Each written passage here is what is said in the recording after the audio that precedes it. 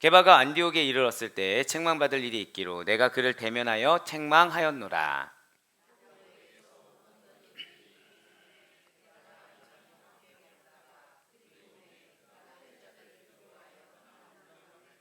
남은 유대인들도 그와 같이 외식함으로 바나바도 그들의 외식에 유혹되느니라.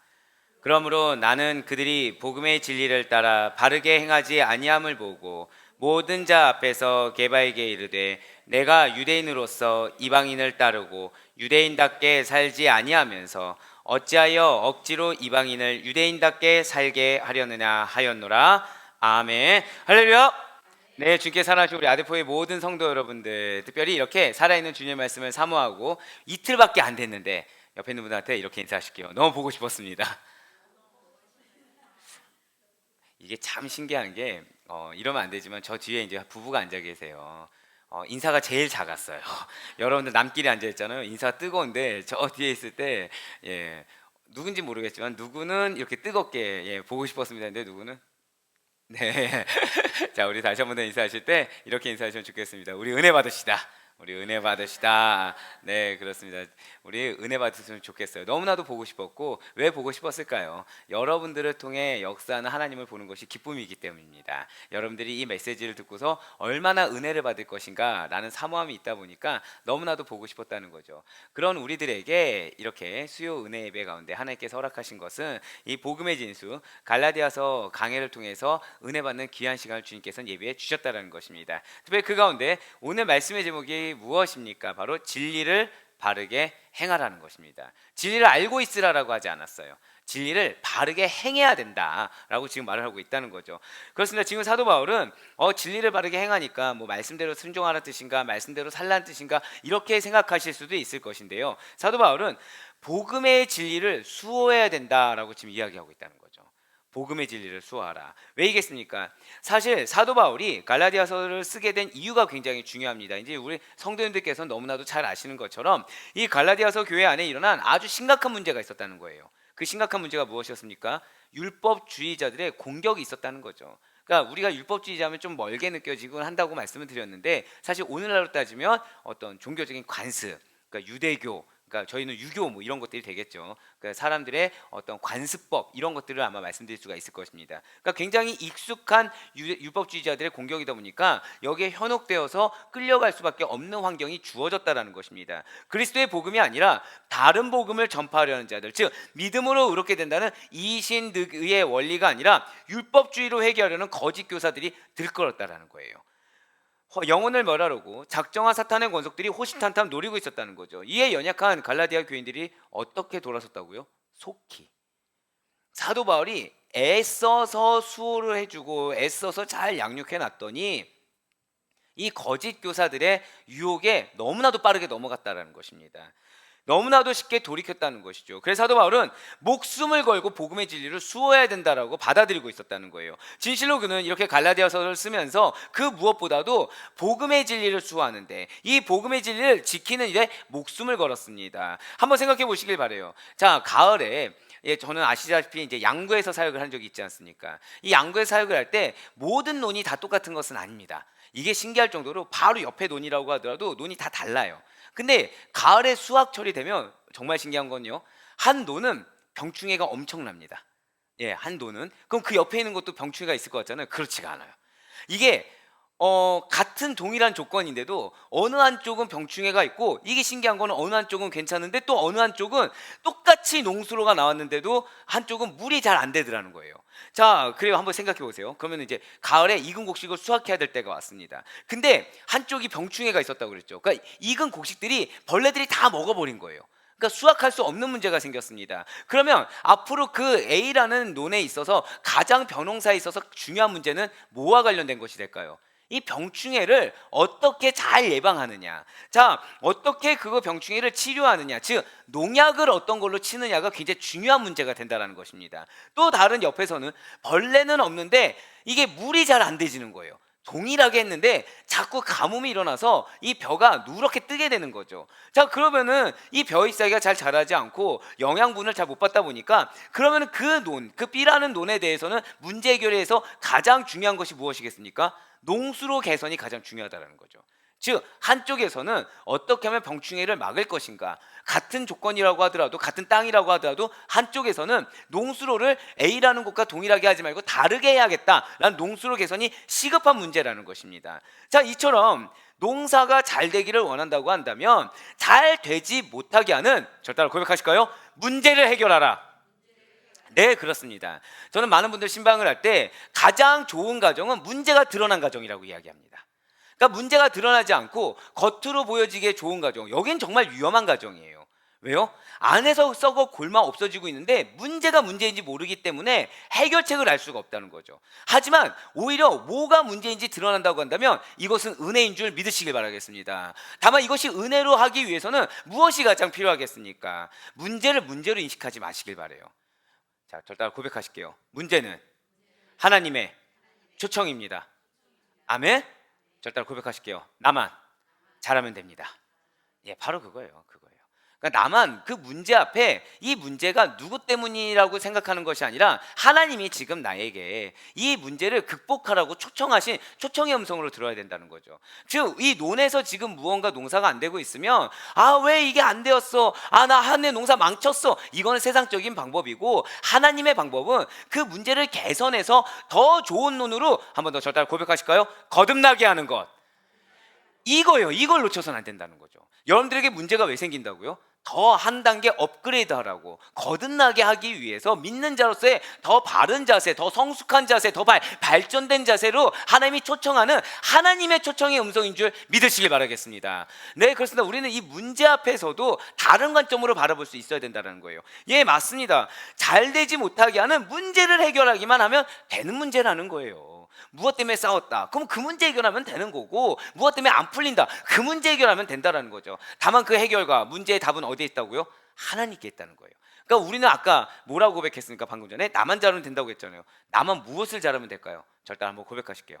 하나님 앞에서, 나만 하나님 앞에서 잘하면 된다는 거예요. 나만 하나님 앞에서 잘하면 그게 어느 순간 옆에 있는 나의 사랑하는 배우자든 자녀들이든 부모님이든 동역자이든 그들에게도 잘하는 나의 모습을 볼 수 있게 된다는 거죠. 말 한마디, 행동 하나 다 누구 앞에서 하라? 한 번 더 저 따라 고백하실게요. 고람되오.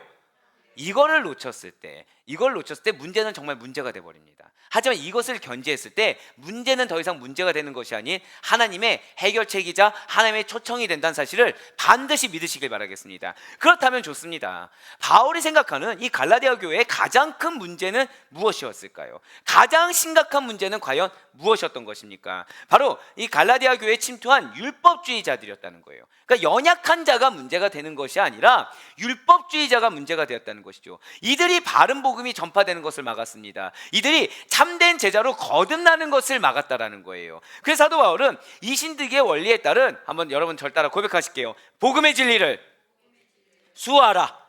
예, 바로 이러한 중요한 목적을 가지고 갈라디아서를 기록했다는 것입니다. 그러니까 문제가 문제인 걸로 드러나게 해서 끝나는 것이 아니라 이 문제를 극복해서 사명의 길까지 인도하고 있다라는 것이죠. 그런 가운데 바로 우리가 지난주에 수요 예배, 은혜 예배를 통해서 이 복음의 진리를 수호하는 사도 바울이 율법자들의 공격에 대응하기 위해서 자신의 사도직이 어디에서부터 기원했는지 그 기원에 대해서 밝힌 바가 있습니다. 그리고 나서 바로 오늘 그 자기의 사도직을 기원을 밝힌 다음에 제일 먼저 한 행동이 무엇이냐? 자, 오늘 전체적인 핵심 내용을 하나 말씀드릴게요. 절 따라 고백하실게요. 사도 바울은 베드로를 책망하였습니다. 예, 자, 너무 신기하죠. 자신의 사도직이 어디로부터 기인했는지 그 기원을 밝힌 다음에, 자, 이제 자기의 사도직에 대해서 어느 정도 보장을 받았어요. 그럼 뭐 해야 됩니까? 두루두루 좋게 지내야 되잖아요. 그렇게 하지 않았다는 거예요. 그렇게 하지 않았습니다. 제일 첫 번째 한 게 베드로를 책망했어요.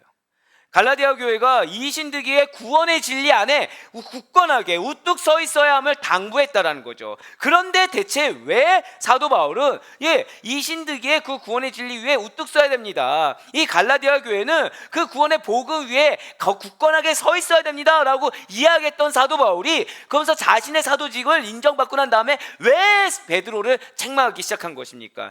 대체 왜 사도 바울은 예루살렘 교회 이렇게 수장, 사회적인 인지도가 있는 베드로를 혼낸 것입니까? 사도 바울이 베드로를 책망한 사건의 요지를 잠깐 살펴보면 바울이 사역하던 안디옥 교회에 베드로가 방문했을 때였어요. 근데 베드로가 이방인들과 한 식탁에서 이렇게 식탁의 교제를 하고 있었다는 거죠. 그런데 공교롭게도 예루살렘에서 온 유대인들이 다가오고 있는 겁니다. 그러니까 갑자기 베드로의 눈에 누가 보입니까? 같이 식탁에 교제를 하던 이 이방인들이 보인 게 아니라, 그 영혼들이 보인 게 아니라 갑자기 저기서 들어오고 있는 유대인들이 보이기 시작했다는 거죠. 두려운 겁니다. 그들이 자기를 비난할까 봐 두려운 거예요. 그래서 식탁 교제를 하지 않고 가만히 일어나서 죄송합니다. 가만히 일어나서 피해 버렸습니다. 피해 버렸어요. 이것을 사도 바울이 알게 된 거죠.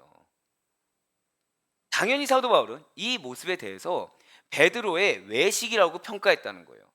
베드로가 사도임에도 불구하고 한 단체의 수장임에도 불구하고 복음의 진리에 근거해서 서 있어야 되는데 일관되게 행동하지 않았어. 베드로가 상황에 따라 사람의 눈을 의식해서 입술로는 복음의 진리라고 하면서 행동은 그러지 아니한 이중적인 행동을 보였어. 사도 바울은 베드로에 대해서 이렇게 평가했다는 거예요.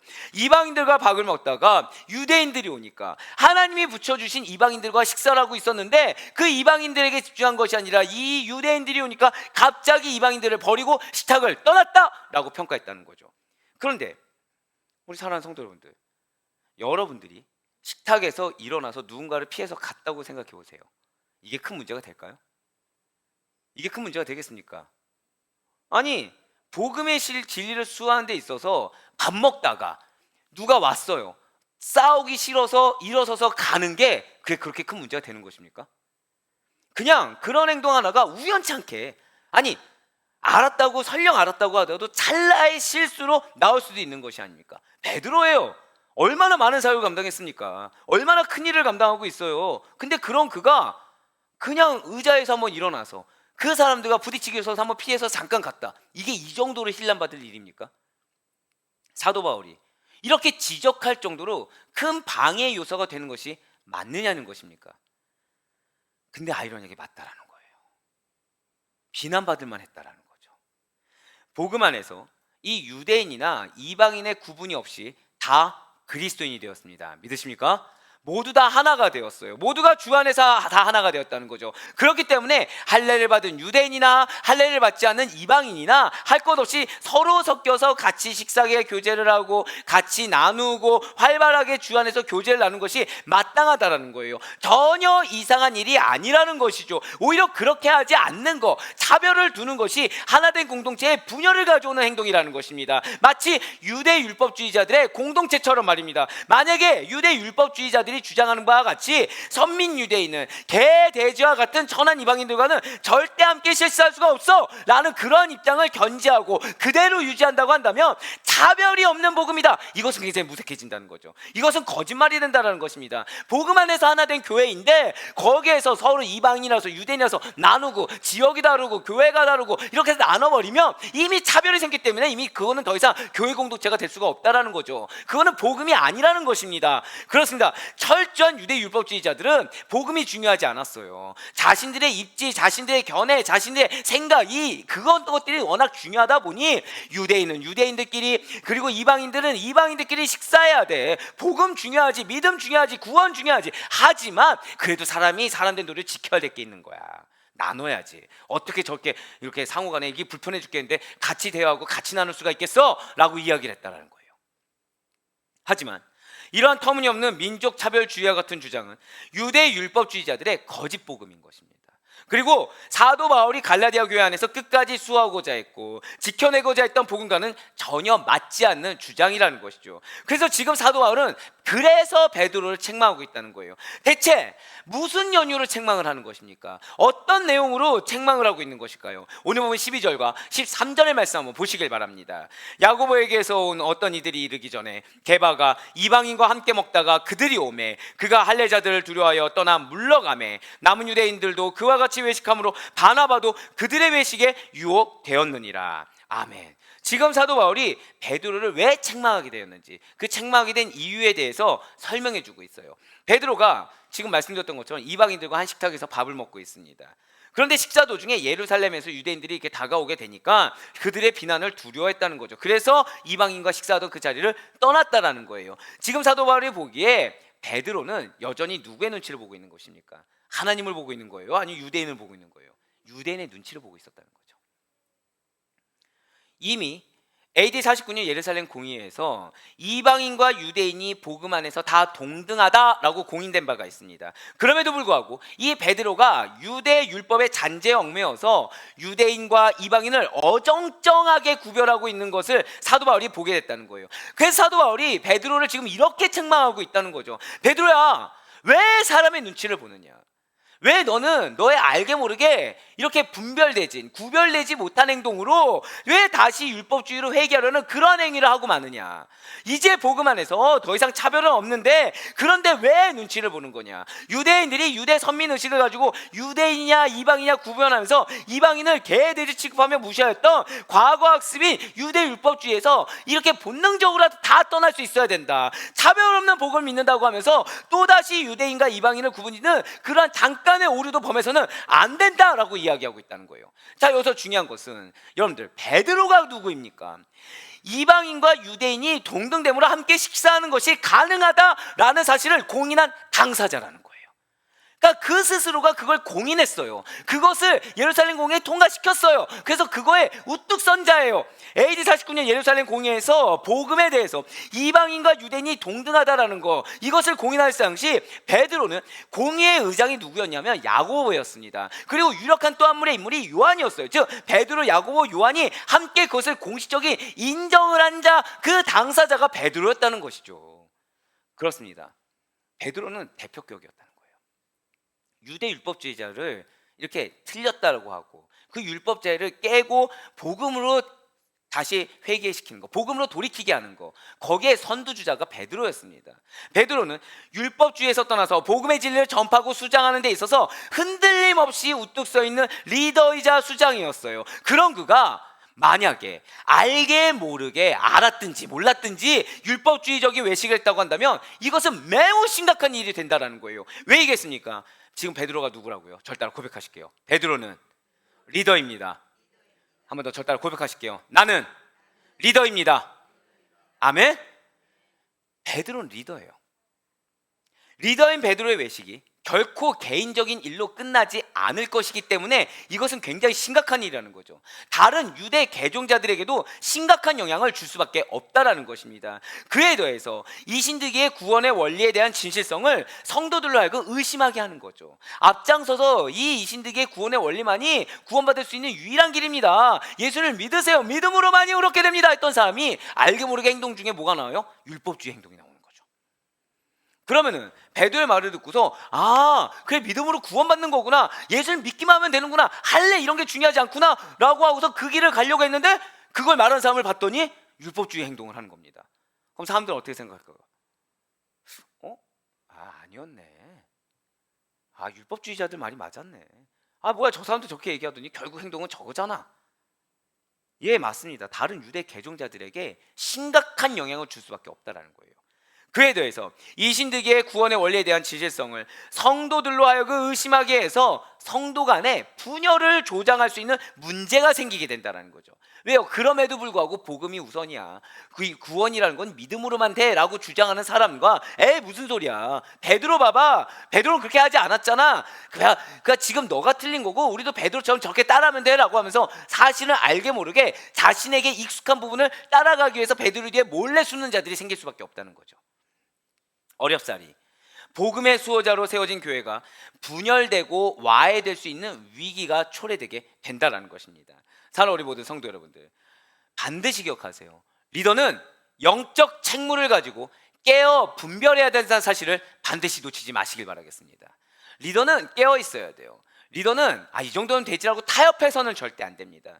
절 따라 고백하실게요. 나의 어깨에 사명이 있습니다. 나의 어깨에 영혼이 있습니다. 아멘? 내가 인지하든 인지하지 못하든 하나님은 여러분들을 리더로 삼아주시사 여러분들을 말미암아 다른 누군가가 변화될 놀라운 사명을 이미 주셨다는 사실을 놓치지 마시길 바라겠습니다.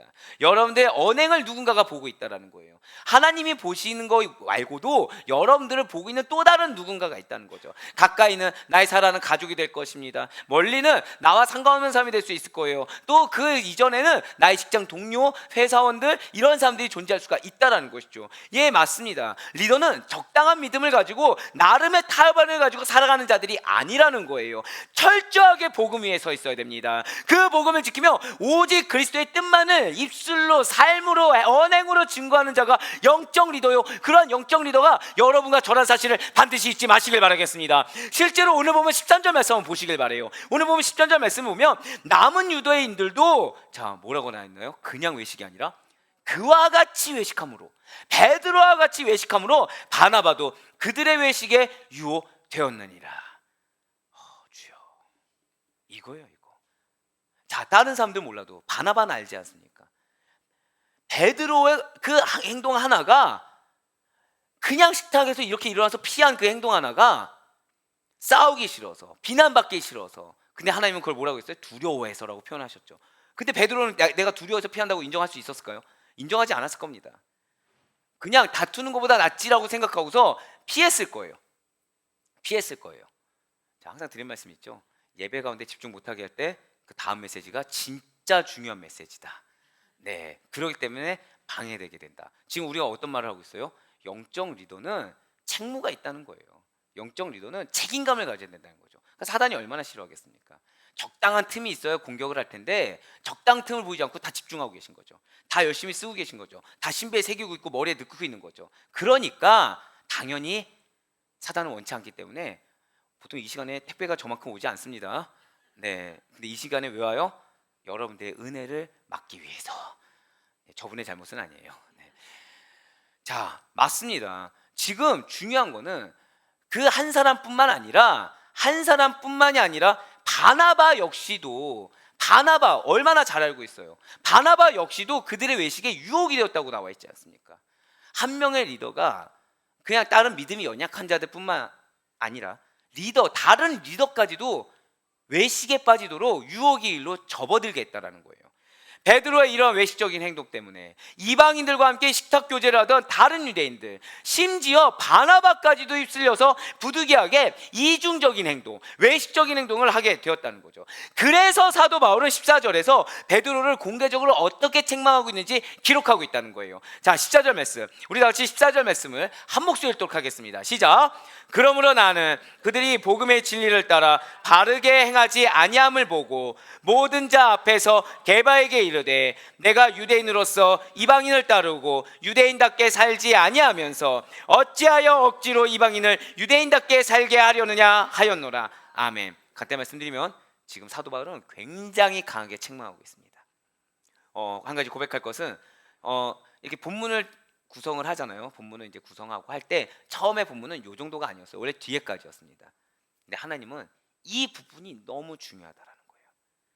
이 부분이 너무 중요하기 때문에 우리 사랑하는 영적 리더된 아데포이교회 성도님들이 이것을 얼마나 중요한 것인지 깨닫고 여러분의 삶을 다시 한번 더 철저하게, 절 따라 고백하실게요. 복음의 진리 위에, 예, 그렇습니다.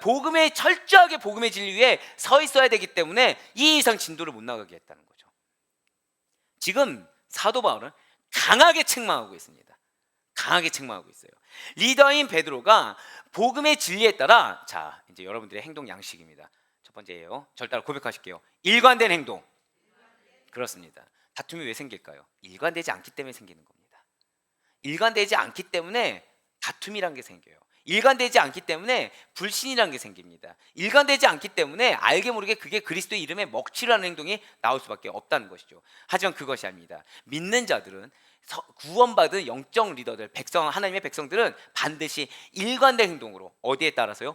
복음의 진리에 따라서 일관된 행동을 보여야 된다는 사실을 이 시간 반드시 놓치지 마시길 바라겠습니다.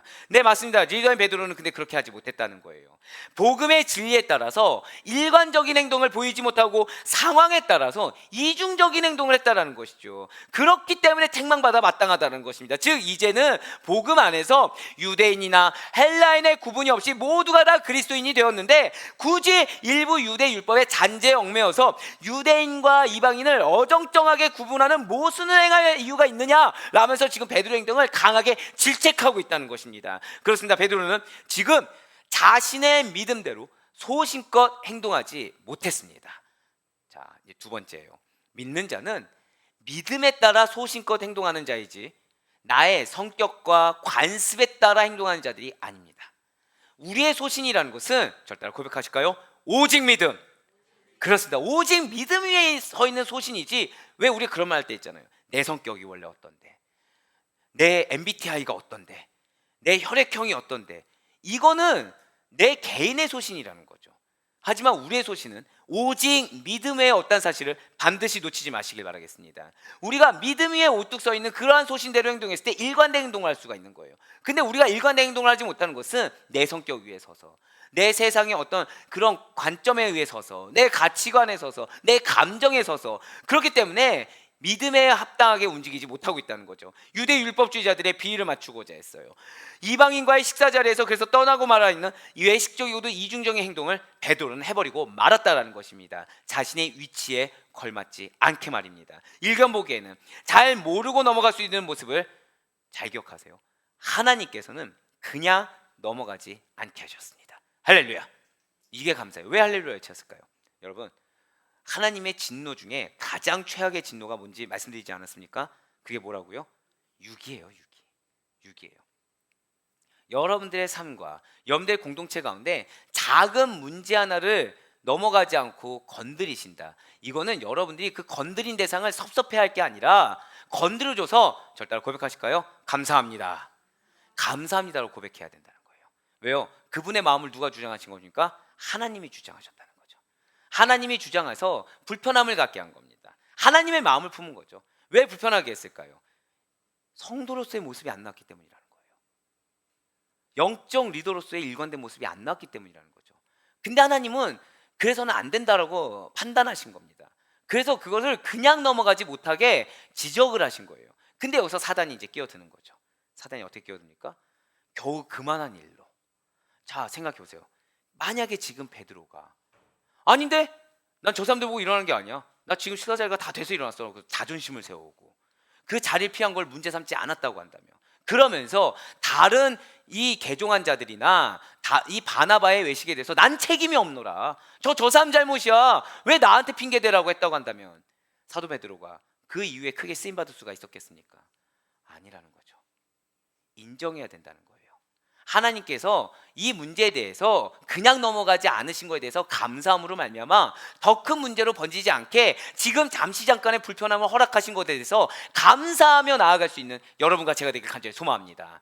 예, 맞아요. 일견 보기에는 잘 모르고 넘어갈 수 있는 문제, 하나님께서 그냥 넘어가지 않게 하신 것이 감사인 것입니다. 큰 문제가 아닌 것처럼 보일 수가 있겠죠. 그래서 작은 분쟁의 씨앗이 감춰져 있을 법한 일을 주님께서는 교회를 사랑하사 드러나게 하셨다는 거예요. 주님께서는 여러분들의 가정을 사랑하사 드러나게 하셨고 우리의 공동체를 사랑하사 드러나게 하셨으며, 더더욱 주님의 기준에 합당하게 거룩하고 정결하게, 비록 나는 깨어지고 비록 나는 CD 쓰고 눈물 흘리고 피눈물이 나도 그럼에도 불구하고 순종하며 나아갔을 때, 아, 이래서 하나님이 나를 버리고 이 자리에 가게 하셨구나. 아, 그래서 하나님이 지금 나로 하여금 회개하게 하셨구나. 아, 나는 이해하지 못했지만 이 불편한 가운데 인내하게 하셨구나라는 놀라운 믿음의 비밀을 발견하며 나아갈 수 있는 여러분과 제가 되길 간절히 소망합니다. 너무 감사하셔야 된다는 거예요. 문제가 문제인 것이 드러나는 것이 행복임을 믿으시길 바랍니다. 왜요? 그걸 놔두잖아요. 아예 분열되게 되죠. 아예 결이 달라지게 된다는 거예요. 베드로는 어떤 자입니까? 보자기 환상을 봤던 자예요. 보자기 환상을 본 후에 하나님께서 정한 것과 부정한 것을 구분하지 않으셨음을 확실히 믿고 이방인 전도에 힘쓴 자입니다. 자, 제가 방금 뭐라 드렸어요? 다른 사람도 아니에요. 베드로는 정한 것과 부정한 것이 하나님의 기준이라는 걸 너무 잘 알고 있던 자라는 거죠. 근데 사단이 뭘로 공격했어요? 그걸로 공격했어요. 유대인과 이방인을 구분짓는 그걸로 공격했다는 거죠. 예, 맞습니다. 그러한 베드로예요. 저를 따라 한번 고백하실까요? 어떤 것도 교만해서는 안 됩니다. 네, 나는 이 부분에 대해서 쓰임받아. 난 이 부분에 대해서 나는 정말 정확히 잘 알고 있어. 난 이 부분에 대해서 변화됐어. 라는 교만이 우리에게 없기를 간절히 소망합니다. 지금 베드로 뭘로 공격했다고요? 보자기 환상을 봤다니까요. 정한 것과 부정한 것을 구분하지 않으셨음을 믿고 확실하게 이 이방인 전도에 힘쓴 자예요. 근데 사단이 뭘로 공격했다고요? 그러한 자에게 이방과 유대인을 가르는 행동을 하겠다는 거예요. 얼마나 소름 돋습니까? 맞아요. 그러한 베드로임에도 불구하고 당시에 예루살렘 교회의 기둥으로서의 자각을 하지 못했습니다. 자, 지금 뭘 하지 못했다고요? 자, 성도는요, 세 번째입니다. 저 따라 고백하실게요. 자각해야 한다. 예, 나의 위치, 내가 지금 얼마나 중요한 위치인지 자각해야 됩니다. 여러분들의 가정에 신앙의 기둥이 여러분임을 믿으시길 바랍니다. 여러분들 속한 공동체의 최후의 의인 한 명이 여러분이란 영적 자각이 있길 간절히 소망합니다. 저 따라 고백하실게요. 내가 최후의 1인이 되겠습니다. 아멘. 네, 내가 최후에 남아있는 자, 남은 자 1인이 나라는 영적 자각을 가지고 다른 사람이 어떻게 하냐 이건 중요하지 않아요. 나라도 자, 옆에 있는 분한테 우리 이렇게 한 번 더 권면합시다. 우리라도 잘합시다. 네, 지금 너무 무거워져 있어서, 네, 다들 너무 심각해져 있어서 너무 감사하죠. 심각해야 돼요. 지금 베드로예요, 베드로. 하나님이 더 묵상을 못하게 하셨잖아요. 근데 지금 설교문이 죄송하지만 지금 절반도 못 왔어요. 지금 엄청 묵상 많이 하게 하고 엄청 많이 살펴보게 하셨어요. 왜요? 그 정도로 중요하다라는 거예요. 그 정도로 여러분들이 그 정도로 중요한 인물이고, 여러분들이 그 정도로 영적으로 자각하고 있어야 되며, 여러분들이 그 정도로 여러분들이 생각하는 기준보다 더 높이 잡으셔야 된다는 거예요. 하나님 원하시는 수준은 더 높다라는 거죠. 네, 사도 중에 사도로 여기를 맡던 베드로였습니다. 그러한 베드로가 행한 이 외식적인 행동은 결국에는 개인적인 문제로 끝났습니까? 아니면 퍼져나갔습니까? 퍼져나갔어요.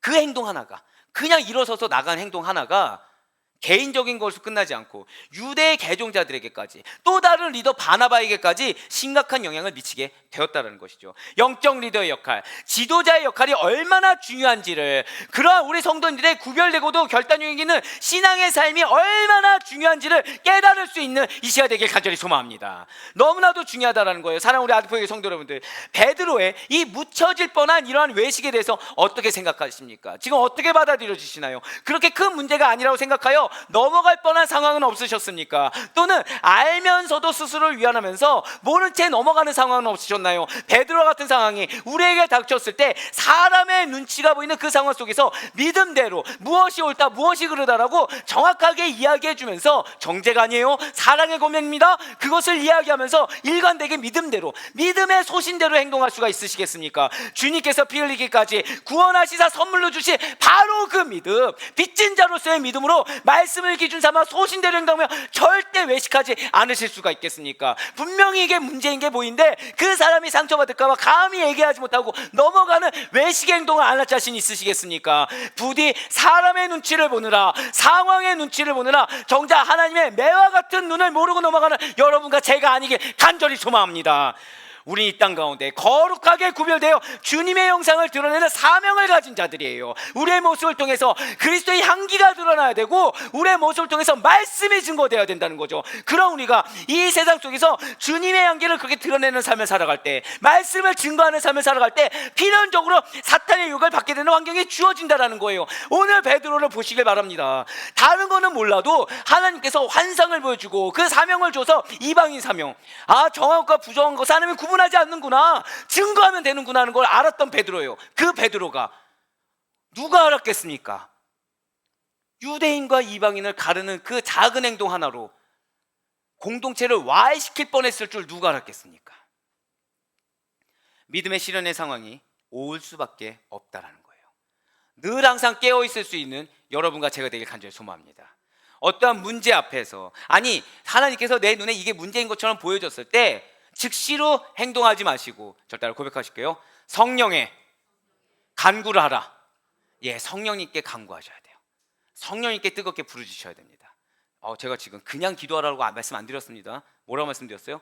뜨겁게 성령님께 부르짖으셔야 돼요. 성령께 간구하셔야 됩니다. 그래서 성령님이 나에게 뭐라고 말씀하시는지 들을 수 있어야 돼요. 근데 제가 왜 기도하라고 말씀 안 드리고 이렇게 말씀드렸을까요? 필연적으로 트러블이 생긴 그 상황에서는 성령의 음성이 들리지 않습니다. 내 마음의 감정의 소리가 들리죠. 생각의 소리가 들려요. 그러면서 딱 정답을 정해놓습니다. 정답을 정해놓고 이 정답만을 가지고서 여기에 성령님의 뜻, 말씀의 뜻을 끼워 맞추기 시작하거든요. 그걸 버려야 돼요. 성령님의 음성을 들을 수 있을 정도로 통회하는 심정으로 부르짖어야 됩니다. 이 상황이 정말 영적인 문제가 맞는지, 저 영혼이 지금 저러다가 정말 큰일 날 문제인 것이 맞는지, 내가 본 것이 맞는지, 아니면 내 인간적인 판단과 편견 때문에 지금 이렇게 여기고 있는 것은 아닌지 분별할 수가 있어야 된다는 거죠. 근데 그 가운데 아이러니하게 나의 잘못을 보이게 한다. 그때는 할렐루야를 외치십시오. 왜요? 저 영혼이 잘못된 게 아니라 내가 문제여서 하나님 나 고치기 위해서 지금 그러셨던 거구나. 너무 감사합니다, 주님. 저 영혼이 잘못이 아니라 제가 잘못이었군요. 저 영혼이 실족치 않아도 되니 너무 감사합니다. 그렇게 기도할 수 있어야 된다는 거예요. 깨어 분별하여 거룩하게 구별된 자로서 나아갈 수 있는 여러분과 제가 되길 간절히 소망합니다. 마귀 사단은 어떻게 한다고요? 우는 사자와 같이 두루다니며 삼킬 자를 찾는다고 했어요. 우리에게 죄송하지만 휴가, 여유 이런 거는 영적인 전쟁에서 존재하지가 않습니다. 영적인 전쟁은 호시탐탐, 시시각각으로 우리를 노려보고 있다는 거죠. 오늘 베드로를 잊지 마시길 바래요. 직장 생활을 하신 분들은 아마 아실 겁니다.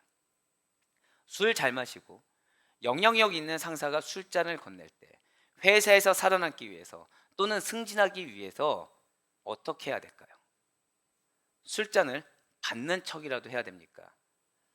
그래서 마시진 않아도 주면 슬쩍 받아서 살짝 버리고 물로 넣고 같이 짠 이걸 해야 될까요?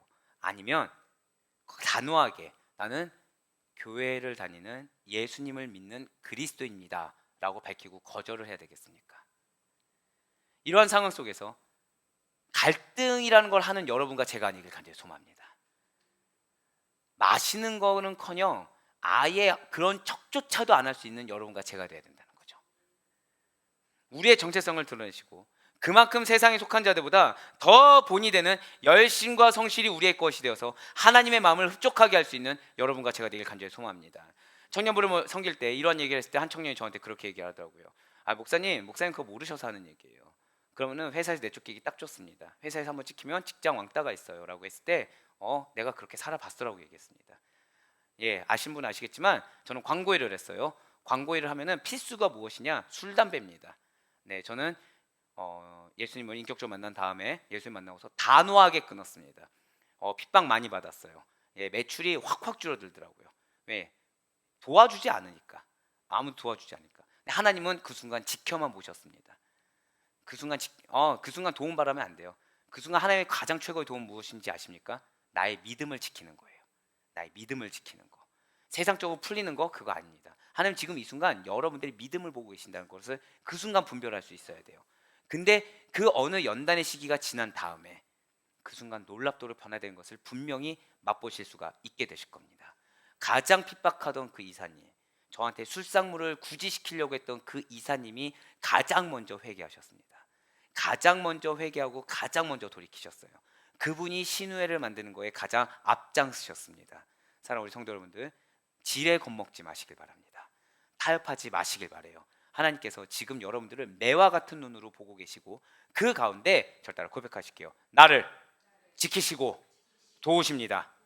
예, 맞습니다. 우리의 정체성을 드러내서 그만큼 세상에 속한 자들보다 더 본이 되는 열심과 성실로 나아갔을 때 하나님께서 반드시 여러분들 삶 가운데 역사하심을 믿으시길 바라겠습니다. 주님께서 허락하신 그 상황은 하나님 앞에서 우리의 정체성을 드러내어 하나님의 마음을 흡족하게 하는, 절대로 고백하실까요? 은혜의 시간. 은혜의 시간이란 믿음의 고백이 나올 수 있어야 된다는 거예요. 내가 핍박받고 내가 어려워지는 그 상황이라는 것이 사실은 알고 봤더니 하나님이 너의 정체성은 무엇이냐 묻는 시간이라는 거죠. 막 다투는 그 시간이 너의 직장에서의 정체성은 무엇이냐, 너의 가정에서의 정체성은 무엇이냐, 너의 회사에서의 정체성은 무엇이냐, 너의 학교에서의 정체성은 무엇이냐라고 하나님 묻고 계시고 그 시간이 하나님께 나를 증명하는 시간이라는 거죠. 저는 그리스도입니다. 저는 당신의 자녀입니다. 저는 임동현입니다가 아니라 저는 하나님의 자녀입니다고 증거할 수 있는 은혜의 시간이라는 영적 분별력이 여러분과 저의 것이길 간절히 소망합니다. 예, 영적 분별력은 뭐라고요? 지금 하나님께 나를 증명해 보이는 은혜의 시간이라는 거. 이 시간을 이렇게 세상적으로 판단하는 것이 아니라 하나님의 관점으로 판단하는 거, 이게 영적 분별력이라는 거예요. 다니엘을 한번 생각해 보시길 바랍니다. 여러분들이 성경을 보면서 절대 생각하지 말아야 될 게 그건 다니엘이니까 그렇게 할 수 있는 거지. 성경 인물이니까 그렇게 할 수 있는 것이지. 그 생각을 버려야 된다는 거예요. 여러분과 저의 선한 본, 우리의 가장 좋은 롤모델은 예수 그리스도이십니다. 믿으십니까? 그 외 성경적 믿음의 선진들은 우리로 하여금 그 길을 따라가라고 먼저 믿음의 본을 보여준 거예요. 제가 방금 뭐라 말씀드렸어요? 그 길을 그대로 따라가라고. 그렇기 때문에 이 상황 가운데서 다니엘이니까 그런 믿음이지, 사도 바울이니까 그런 거지, 나는 그 정도는 아니야, 믿음 좋지만 그래도 나는 적당한 믿음 가지고 해도 하나님을 사랑하실 거야, 이런 자기 안위 속에 우리가 빠져서는 안 된다라는 거예요. 다니엘을 생각해 보시길 바래요. 생명이 걸려있는 그러한 상황 속에서조차 뜻을 정하여 하나님 앞에 순결한 신부로 거룩하게 살 것을 결단하지 않았습니까? 다니엘서 1장 8절로 9절 말씀입니다. 다니엘은 뜻을 정하여 왕의 음식과 그가 마시는 포도주로 자기를 더럽히지 아니하리라 하고 자기를 더럽히지 아니하도록 환관장에게 구하니 하나님이 다니엘로 하여금 환관장에게 은혜와 긍휼을 얻게 하신지라. 아멘. 사람의 끝까지 하나님 앞에 서 있는, 그리하여 주님의 마음을 기쁘시게 하사 주님의 보호하심과 역사하심을 경험한 다니엘의 모습이 여러분과 저의 모습이 간절히 소망합니다. 여러분들에겐 기도의 제목이 있습니다. 근데 그 기도의 제목을 두고서 기도할 때 다 간절하다라는 거죠. 어떤 정도로요? 생명의 위협이 있는 것처럼 간절하다는 거예요. 근데 우리의 결단 한번 보세요. 우리가 과연 다니엘처럼 정말 이렇게 굳건한 결단, 목숨까지 걸고 하는 그런 결단의 일사각오의 의지로 우리가 기도하며 나아가는지, 아니면은 기도는 그렇게 하지만 실제적으로 내 삶 가운데서는 그런 각오가 없는 그저 그런 회색지대의 그리스도인의 모습은 아닌지를 한번 보시길 바랍니다.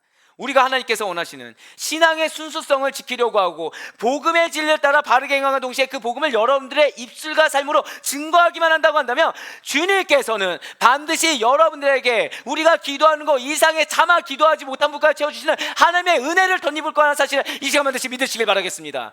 절대로 고백하실게요. 지금 이 순간 주님은 나에게 믿음을 보고 계십니다. 할렐루야! 얼마나 감사합니까? 다른 무엇 하라고 하지 않으셨어요.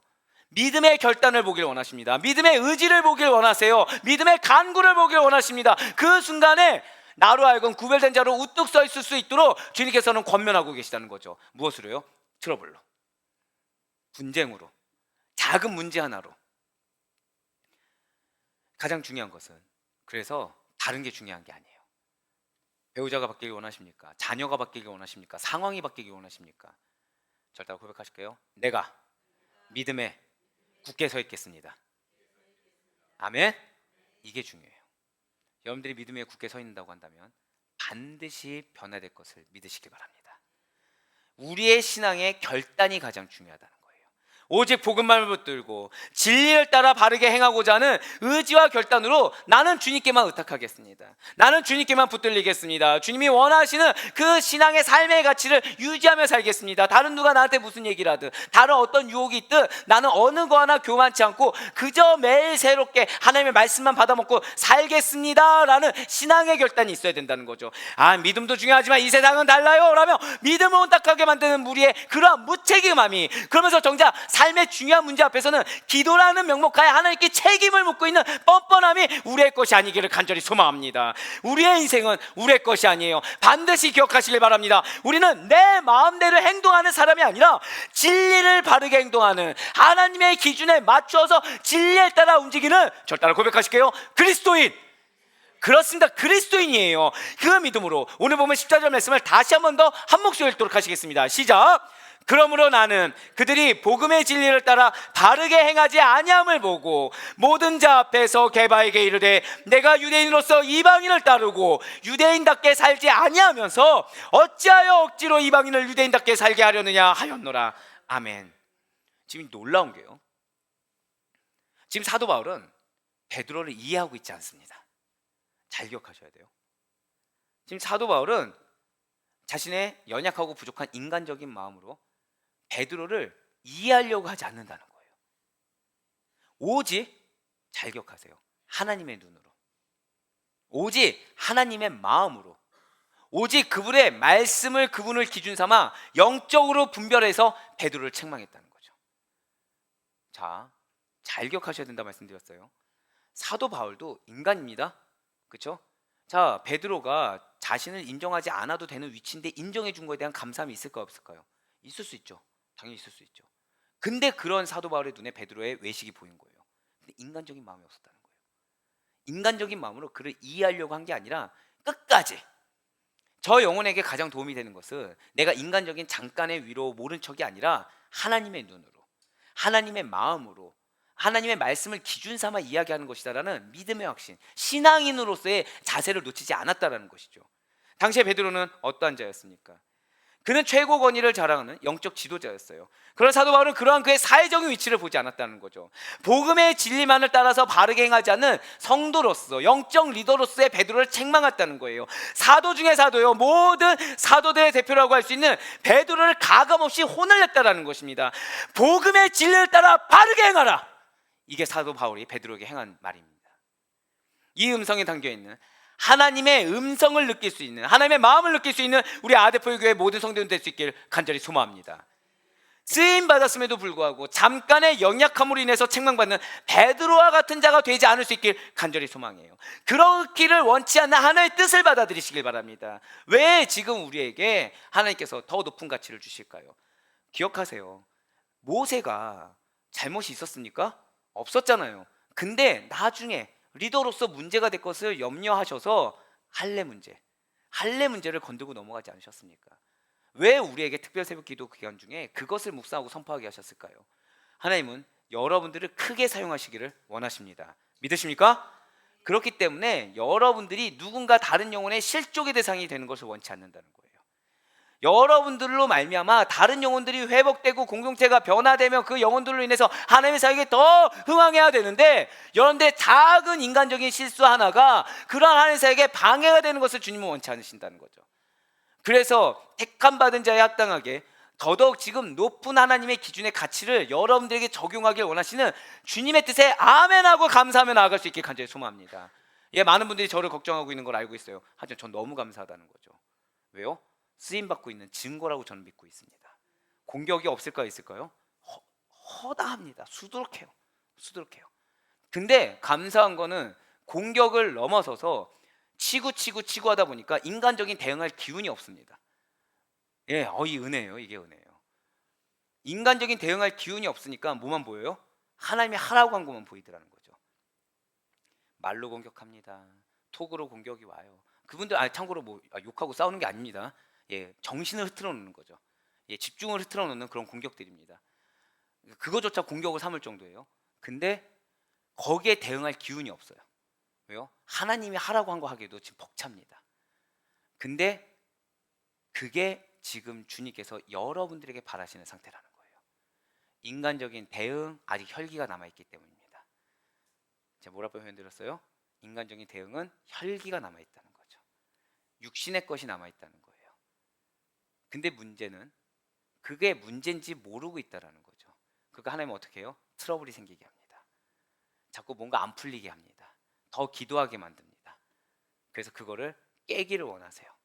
깨고 저를 따라 고백하실까요? 하나님의 뜻에 합당하게 인도하고 있는 것입니다. 자, 이 길로 가는 거 마음이 흡족할까요? 불편할까요? 봐요. 다 대답 안 하시죠. 불편한 거 알거든요. 근데 그게 은혜라니까요. 자, 우리는 두 세계를 살고 있는 그리스도인입니다. 믿으십니까? 두 세계를 살고 있어요. 한 분만 아멘 하시네요. 네, 한 분만 두 세계 사시는 걸로. 자, 우리는 두 세계를 살고 있는 그리스도인이에요. 그때 우리는 영적인 세계도 살고 있지만 이 세상 속에 속해 살고 있는 연약한 그리스도인이기도 합니다. 근데 그럴 때 사단은 무엇으로 공격할까요? 세상 쪽에 속한 것 가지고 공격한다는 거예요. 그러니까 우리에게 영적인 일이 다가왔을 때 제일 먼저 느끼게 하는 감정은 부담감, 거북함, 불편함을 느끼게 한다는 거죠. 여러분들 마음 가운데 말씀이 선포될 때 부담감이 있으시고 거북함이 느껴지십니까? 아멘으로 받아들이시길 소망합니다. 그게 여러분들에게 하나님의 은혜와 축복을 받는 지름길이 된다는 사실을 믿으시길 바래요.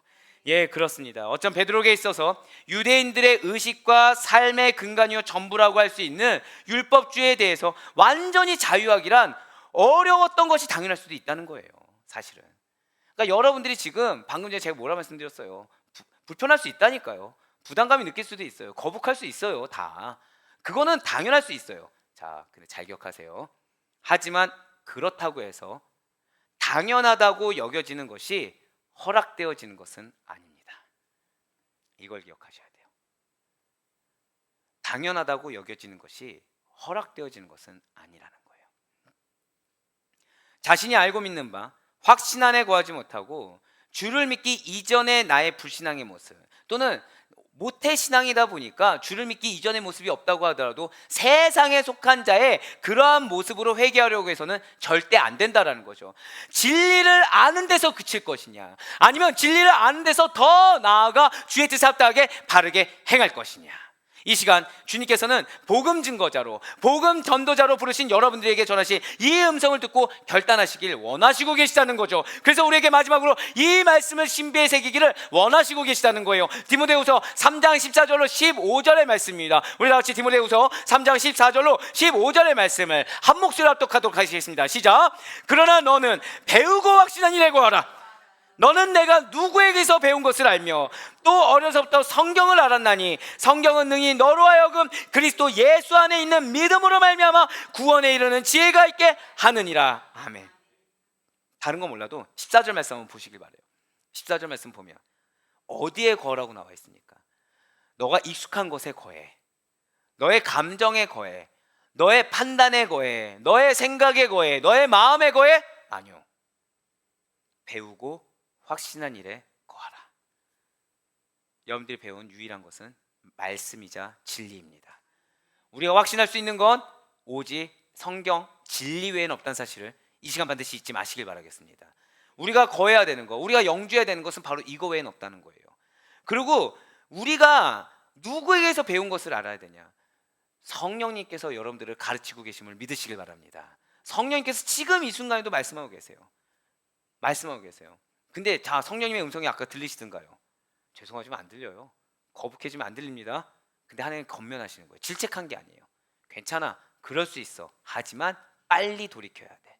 바로와 같이 되지 말아야 돼. 경고가 있을 때 돌이켜야 돼. 이야기하시는 거예요.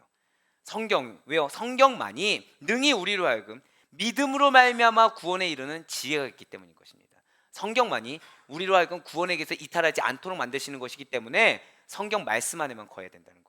그렇습니다. 지금 주님께서는 좀 더 간단하게 말씀드리면 좌로나 우로나 치우치지 않는 삶, 진리만을 바르게 행하는 삶으로 여러분과 저를 초청하고 계심을 이 시간 반드시 믿으시길 바라겠습니다. 그렇습니다. 진실로 말씀 안에만 구원이 있어요. 진실로 말씀은 여러분들의 삶의 양식과 태도의 기준이 되는 것입니다. 절대로 고백하실게요. 말씀만이 나의 기준이 됩니다. 그렇습니다. 말씀만이 나의 기준이 된다는 거죠. 우리의 기준은 자꾸 어떤 환경에 따라 반응을 하길 원합니다. 어떤 사람에 따라 대응하길 원해요. 근데 그렇지 않아요. 우리의 기준은 말씀입니다. 그러니 우리는 배우고 확신한 일을 알고만 끝내서는 안 된다는 거예요. 온전히 거해야 된다는 거죠. 거하다는 영주하답니다. 머물러 사는 거예요. 온전히 영주하고 그 말씀 안에 살아야 됩니다. 행해야만 돼요. 결단하여 다른 연약한 자들에게 선한 본이 될 수 있어야 된다는 거죠. 주님께서 세우신 영적 리더자로서, 복음 증거자로서 구별된 행동으로 주님을 증거할 수 있어야 된다는 것입니다. 이것이 주님께서 특별하게 사랑하시사 택하신 우리 아데포이 교회 성도님들에게 주신 거룩한 삶이자 은혜라는 사실을 반드시 믿으시길 바라겠습니다. 그래야 바로 꺼놨기는 언제나 깨어 있으시길 바래요. 언제나 분별하시길 바랍니다. 작은 것 하나라도 모른 척 넘어가지 마시고, 작은 것 하나라도 주님의 말씀 같듯이 기준 되셔서 어느 곳에서나 선한 영향력을 드러낼 수 있는 영적 리더자로서의 사명을 온전히 주님의 은혜와 힘으로 감당하시는 가운데 풍성한 열매를 맺어서 주님의 칭찬을 주시는 우리 사랑하는 모든 아데포의 권속들 낼 수 있기를 주님의 이름으로 간절히 축원합니다. 이 시간에 기도하시길 바래요. 다른 거 기도하지 맙시다. 내가 영적 리더자입니다. 주여, 깨어 있을 수 있도록 인도하여 주시옵소서. 분별할 수 있도록 인도하여 주시옵소서. 내 기준을 말씀으로만 삼을 수 있도록 인도하여 주시고, 어물쩍 넘어가려는 자세가 아니라, 그리고 내가 설령 그 사실로 지적을 받았을 때 오히려 아멘 감사합니다라는 믿음의 반응이 나와 주의 마음의 합한 자로 변화되며 나아갈 수 있는 우리가 되게 해달라고, 우리 같이 주여 자신의 여러분의 영적 리더 자세를 위해서 통성으로 기도하며 나아가시겠습니다. 주여! 할렐루야. 사는 은혜가 충만하신 하나님 아버지 진실로 갖고 감사합니다.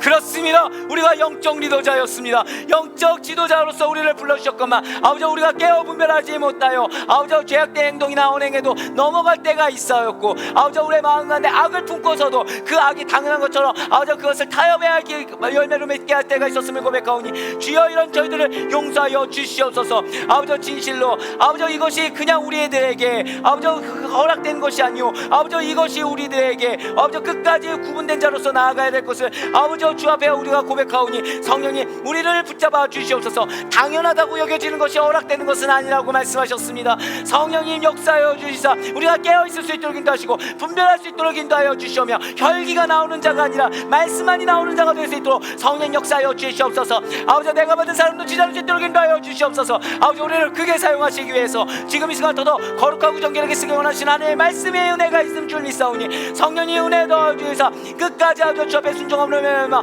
주의 칭찬이 되는 우리가 될 수 있도록 성령 주고 역사시간 함께 하여 주시옵소서. 오늘 베드로를 보았나이다. 아버지 제일로 정한과 정하지 않는 것에 구분이 없다는 사실을 보자기 환상을 통해 알았던 베드로였건만 그러한 베드로도 잠시 잠깐의 실수로 넘어져서 다른 유대 개종자들과 바나바에게 악영향을 미친 것을 바라봤사오니 성령님 저희들에게 다시 한번 더 분별의 영을 더하여 주시고 이 시간 주시는 하나님의 말씀의 은혜가 한데 거할 수 있도록 그래야 다시 한번 더 결단하며 나아갈 수 있도록 성령의 주고 역사시간 함께 하여 주시옵소서. 은혜를 더하여 주시옵소서. 할렐루야. 사랑과 내가 충만하신 하나님 아버지 진실을 갖고 감사합니다. 그렇습니다. 내가 주님께서 세우신 영적 리더자입니다. 그렇지만 아버지 그러한 사명도 지고 살았음을 고백하오니 이런 저희들을 용서하여 주시옵소서. 깨어있지 못하였나이다. 분별하지 못하였나이다. 교만하였나이다. 아직 혈기가 있었나이다. 주여 이런 저희들을 용서하여 주시사 다시 한번 더 주께서 뜨거운 주의 갈망의 말씀을 선포하게 허락하셨사오니 주여 저희들이 깨어 분별하는 가운데 온전히 주님의 마음에 흡족함을 줄 수 있는 자들 될 수 있도록 인도하여 주시옵소서. 우리의 기준이 말씀의 없음을 고백합니다. 우리의 기준이 나의 지식과 나의 경험과 혈기가 아니요 오직 주의 진리의 말씀이오니 주여 은혜 더하여 주시사 진리의 말씀 그 반석에 우뚝 서 있는 우리가 될 수 있도록 인도하여 주시고 그로 말미암아 우리로 말미암아 많은 영혼들이 만나게 원하시는 하나님의 뜻이 성취되며 나아갈 수 있도록 성령님 주장하여 주시옵소서. 끝까지 복음의 진리만을 바르게 행하는 자가 될 수 있도록 인도하여 주시고 문제가 문제로 드러났을 때 오히려 아멘으로 감사하며 나아가 아버지 그 문제로 기인한 더 큰 문제를 막을 수 있는 우리가 될 수 있도록 성령님 역사하여 주시옵소서. 오늘 말씀 너무나도 거북하고 부담되었어도 아버지 우리에게 주신 이 말씀 거북한 말씀 부담되는 말씀이 우리의 은혜란 사실을 놓치지 않을 수 있도록 인도하여 주시고 이것에 아멘으로 순종하며 화답하였을 때 그 거북하고 부담스러운 이 말씀이 우리에게 얼마나 큰 풍성한 축복의 열매가 되는지를 경험할 수 있는 우리 사랑하는 모든 권속들 다 될 수 있도록 주여 축복하시고 함께하여 주시옵소서. 감사하고 우리 구주 예수 그리스도의 이름으로 간절히 기도합나이다. 아멘.